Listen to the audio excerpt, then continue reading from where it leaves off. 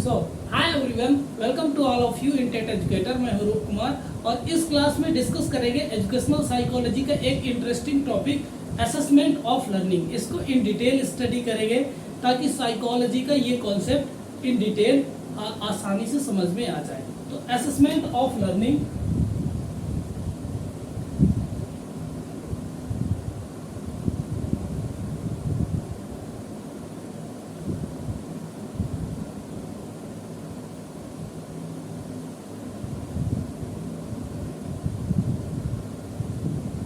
Assessment of learning को हिंदी में बोलते हैं सीखने का आकलन। असेसमेंट का मतलब देखिए होता है आकलन, आकलन, परीक्षण, निरीक्षण, जो भी आप कह सकते हैं। लर्निंग का मतलब होता है अधिगम। इससे पहली वाली क्लास में हमने एक पॉइंट को इन डिटेल डिस्कस किया था, assessment for learning, assessment for learning AFL। अब हम डिस्कस करने वाले हैं असेसमेंट ऑफ लर्निंग। तो जैसे हमने AFL, इसको थोड़े से रिकैप कर लेते हैं तो ये समझे AFL क्या होता है। तो टीचर का एक माइंड सेट होता है, टीचर का एक एटीट्यूड होता है, दृष्टिकोण होता है, जिससे स्टूडेंट जहां भी टीचिंग लर्निंग प्रोसेस में जो भी प्रॉब्लम फेस कर रहा होता है, समस्या फेस कर रहा होता है, समस्याओं का सामना या कि अधिगम में किसी चीज को सीखने समझने में जो स्टूडेंट एक समस्या का सामना कर रहा होता है, तो टीचर अपनी ऑब्जर्वेशन के थ्रू वो चीजों को फीडबैक देता है। और फीडबैक न केवल स्टूडेंट को दिया जाता है,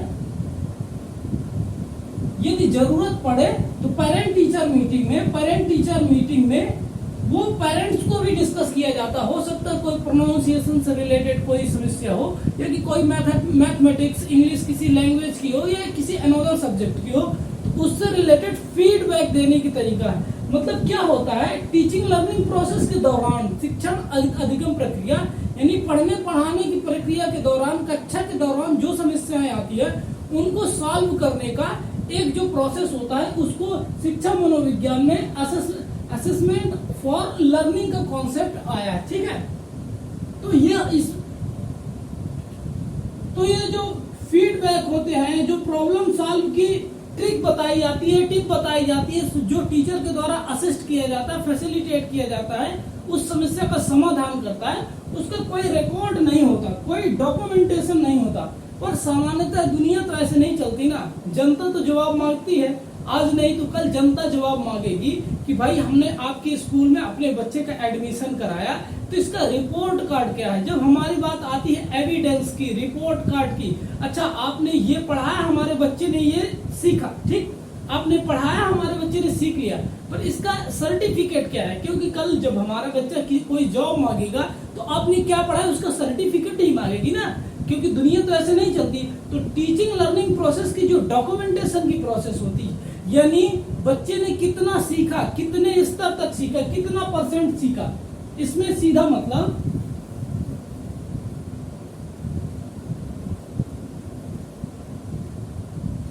यदि एक बच्चा पढ़ रहा है, टीचर इनको पढ़ा रहे हैं, तो इसका रिपोर्ट कार्ड कैसे पता चलेगा। यानी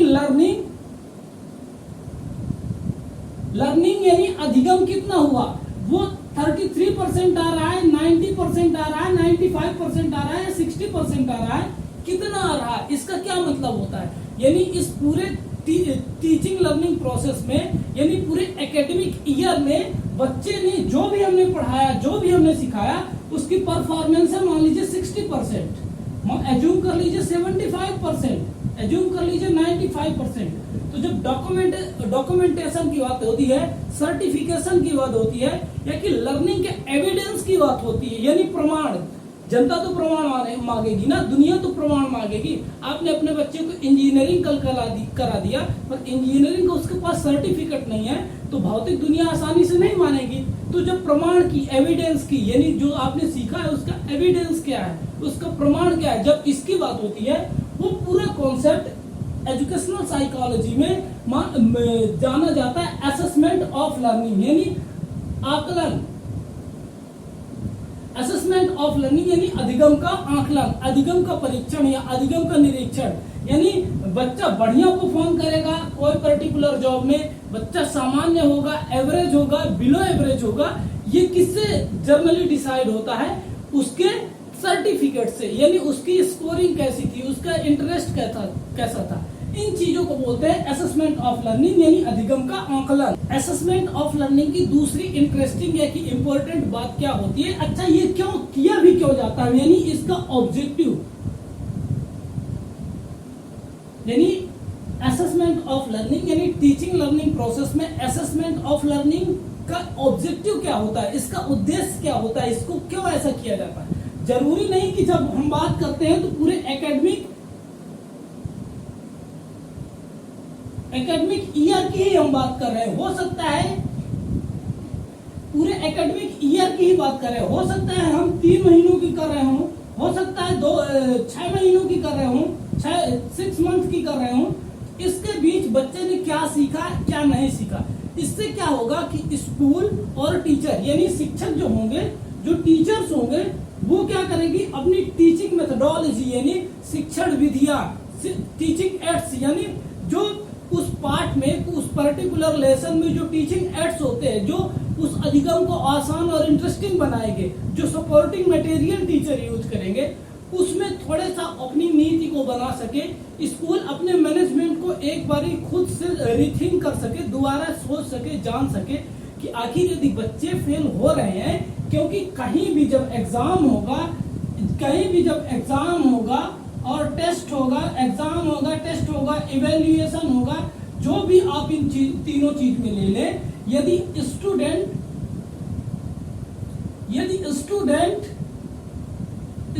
यदि फेल होगा ना, जब स्टूडेंट फेल होगा तो वो क्या बताएगा कि केवल एक बच्चे ने अधिगम बढ़िया से नहीं किया, ये प्रदर्शित नहीं करता। जब कोई भी स्टूडेंट किसी भी टीचिंग लर्निंग प्रोसेस में फेल होता है तो साइकोलॉजिकल फैक्ट है कि उसको पढ़ाने वाले सबसे पहले तो कौन, टीचर, शिक्षक का आपकी जैसे शिक्षा मनोविज्ञान में बहुत बढ़िया जानकारी नहीं थी, पकड़ नहीं थी, तो पहले तो टीचर की मेथड ऑफ टीचिंग फेल होगी। उसके बाद उस पूरे विद्यालय में जो भी मैनेजमेंट काम कर रहा है, जो भी टीचिंग नॉन टीचिंग स्टाफ या कि जो लीडर पोजीशन में मैनेजमेंट या कि जो प्रिंसिपल्स बैठे हुए हैं, वो और उनकी पॉलिसीज भी एक साथ फेल होती हैं। तो जब कोई अधिगम फेल होता है, अधिगम में बच्चा फेल हो रहा होता है, तो बच्चे के साथ टीचर और टीचर के साथ वो पूरा इंस्टीट्यूशन फेल हो रहा होता है। तो इन सब चीजों को रीथिंक करने, रिवाइज करने, इनको रेटिफाई करने, इनमें भी चेंजेस लेके आए और बच्चे के इंटरेस्ट को जानने समझे, उनकी इंडिविजुअल चॉइसेस को, इंडिविजुअल डिफरेंसेस को जाने समझे। इसके लिए assessment of learning educational psychology में होता है। पर बेसिकली क्या होता है, जब हम पढ़ा रहे हैं और कोई एकेडमिक ईयर में बच्चा आ रहा है, तो अल्टीमेटली समाज ऐसे, हमारी दुनिया ऐसे काम करती है कि वो एविडेंस मांगती है, प्रूफ मांगती है कि बच्चे ने पढ़ा और आपने ये पढ़ाया, गुड, स्कूल में आया, टीचर ने पढ़ाया, बच्चा डेली आया, ठीक है, पर अब इसका सर्टिफिकेट क्या है। तो जब सर्टिफिकेट की, एविडेंस की, डॉक्यूमेंटेशन की बात आती है, इसको जब हम इसको सिमिलरली जब हम समेटिव असेसमेंट पढ़ रहे थे, तो समेटिव असेसमेंट भी कहीं ना कहीं इवेल्युएशन के नजदीक पहुंच जाता है। जब हमें डॉक्यूमेंटेशन की, भाई कितना सर्टिफिकेट, जब एक टीचर को ये जजमेंट देने या निर्णय देने की जरूरत पड़ने लग जाए कि आखिर अब ये बच्चा कितना सीखा, कितना जान पाया, सोशल साइंस में बच्चे के 100 में कितने मार्क्स आ रहे हैं, मैथमेटिक्स में बच्चे के 100 में कितने मार्क्स आ रहे हैं, और उसका एक डॉक्यूमेंट, उसकी अंक सूची हो सकती है, उसकी मार्कशीट हो सकती है। जब इन चीजों के लिए असेसमेंट किया जाता है, तो उस पूरे कॉन्सेप्ट को एजुकेशनल साइकोलॉजी में असेसमेंट ऑफ लर्निंग यानी अधिगम का आकलन, अधिगम का निरीक्षण, अधिगम का परीक्षण, जो भी आपको शब्द अच्छा लगे उस हिसाब से अपने शिक्षा मनोविज्ञान में ये कॉन्सेप्ट है। उम्मीद करता हूं कि असेसमेंट ऑफ लर्निंग आपको समझ में आ गई होगी। ये छोटा सा कॉन्सेप्ट एजुकेशनल साइकोलॉजी का क्लियर हो गया होगा। इससे पहले यदि आपको क्लियर नहीं हुआ तो असेसमेंट फॉर लर्निंग के लिए भी अपने चैनल में एक बेहतरीन वीडियो है। दूसरे भी टॉपिक में हम बड़े इंटरेस्टिंग तरीके से, बड़े आसान तरीके से, बेहतरीन एग्जाम्पल के साथ एजुकेशनल साइकोलॉजी के पूरे कॉन्सेप्ट को क्लियर करते रहेंगे। तो ये क्लासेस अच्छे लगते हैं तो आप टेट एजुकेटर को सब्सक्राइब कर लीजिए और कमेंट में ये भी बताइए कि आपको कौन से टॉपिक कॉम्प्लेक्स लगते हैं, तो हम उसके हिसाब से एक बेहतरीन क्लास ले आएंगे। मैं अभी प्लान कर रहा हूं कि सीसीई में एक सेपरेट और बेहतरीन क्लास लेके आऊं, ताकि सीसीई का पूरा कॉन्सेप्ट, चाहे उसका हिस्टोरिकल स्टोरी हो, यानी ऐतिहासिक रूप से सीसीई भारतीय एजुकेशन सिस्टम में कैसे आया। जब सीसीई का मैं बात कर रहा हूँ तो कंटिन्यूअस कम्प्रहेंसिव इवेल्युएशन की बात कर रहा हूँ, उसके जो कॉन्स्टिट्यूशनल इंपॉर्टेंस यानी संवैधानिक रूप से इसमें क्या क्लॉज हैं, इन सब चीजों की बात करें। और एजुकेशन सिस्टम में पर्टिकुलरली बच्चे की इवेल्युएशन मेथड को कैसे, जो एग्जाम का बर्डन है, जो एग्जाम का मानसिक दबाव है बच्चों में, ये कैसे कम करने का शासन और दुनिया भर की सरकारें, दुनिया भर के एजुकेशनल इंस्टीट्यूशन प्रयास कर रहे हैं। इन सब में इन डिटेल्ड क्लास आने वाली है। उम्मीद करता हूं कि ये दोनों क्लास आपने देखी होंगी और देख लेना, ताकि ये चीजें क्लियर रहें, तब जाके सीसीई जैसे बेहतरीन कॉन्सेप्ट आसानी से क्लियर रहेंगी। Thank you so much for watching this video. मिलते हैं अगले क्लास में, तब तक के लिए wish you best of luck for your next upcoming examination. Thank you.